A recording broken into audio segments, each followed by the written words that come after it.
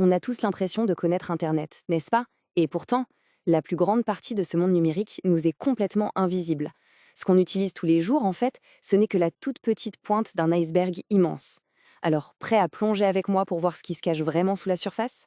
C'est là toute la question. La plupart d'entre nous, on navigue sur une fraction minuscule du web, sans même se douter de l'immensité qui se trouve juste en dessous de nos clics.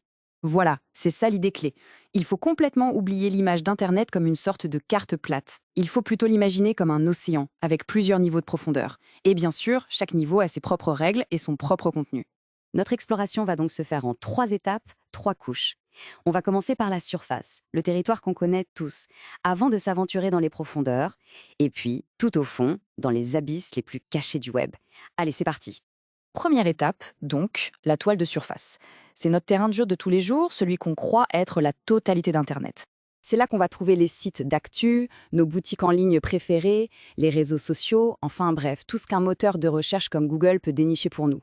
Le mot-clé ici, c'est indexer. Tout ce contenu est répertorié, un peu comme dans un immense annuaire public. Bon, maintenant, on prend une grande respiration et on plonge sous la surface. Bienvenue dans la toile profonde ou le deep web. Et comme on va le voir, c'est de loin la plus grande partie d'Internet. La caractéristique principale de la toile profonde, c'est tout simple. Elle n'est pas indexée par les moteurs de recherche. Et attention aux idées reçues, il ne s'agit pas forcément d'un endroit louche, c'est juste la partie privée et protégée du web. Avant que je donne le chiffre, petite devinette. À votre avis, si la toile de surface est tout ce qu'on voit, quelle proportion représente cette immense partie invisible? La réponse est vertigineuse, environ 90%. Oui, oui, 90%. Ce chiffre, il change complètement notre perspective, non? La partie visible du web, en fait, c'est presque rien. En fait, on utilise la toile profonde tous les jours sans s'en rendre compte. C'est là que se trouvent nos emails, notre espace bancaire en ligne, les dossiers médicaux, les bases de données d'une entreprise. En gros, tout ce qui est protégé par un mot de passe et qui, logiquement, n'a pas à être public. On descend encore d'un cran. Tout au fond, on trouve la toile sombre, le dark web. C'est la plus petite et la plus secrète des couches. Et là, attention, c'est quelque chose de bien distinct de la toile profonde. Ici, tout est construit autour de 3 piliers. Un chiffrement très poussé, des logiciels spécifiques et un objectif, l'anonymat total.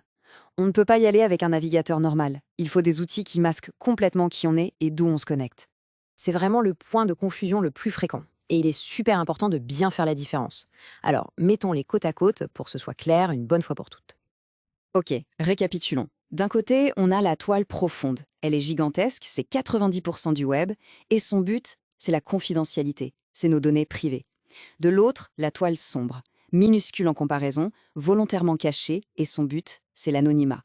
Ne pas confondre les deux, c'est la clé pour vraiment comprendre comment le web est structuré. Parfait. Maintenant qu'on a exploré ces 3 couches, prenons juste un instant pour avoir une vue d'ensemble et tout remettre en perspective. Voilà le tableau complet. On a la surface, petite, visible et indexée. Ensuite, la toile profonde, immense, non indexée, qui protège notre vie privée. Et tout au fond, la toile sombre, une infime partie, chiffrée et anonyme. Chaque couche a vraiment sa taille, sa fonction et sa propre porte d'entrée. S'il n'y a qu'une seule chose à retenir de tout ça, c'est celle-ci. L'Internet qu'on ne peut pas voir est immensément plus grand que celui qu'on voit tous les jours. Ce qu'on connaît n'est qu'une façade qui cache un univers numérique bien plus vaste et complexe qu'on ne l'imagine. Et tout ça, ça nous amène à une dernière question, une question qui fait réfléchir. Si 90% du web fonctionne à l'abri des regards, qu'est-ce que ça dit vraiment de notre monde numérique? Ça change notre vision de la confidentialité, de la sécurité et même de la nature de l'information à l'ère du digital.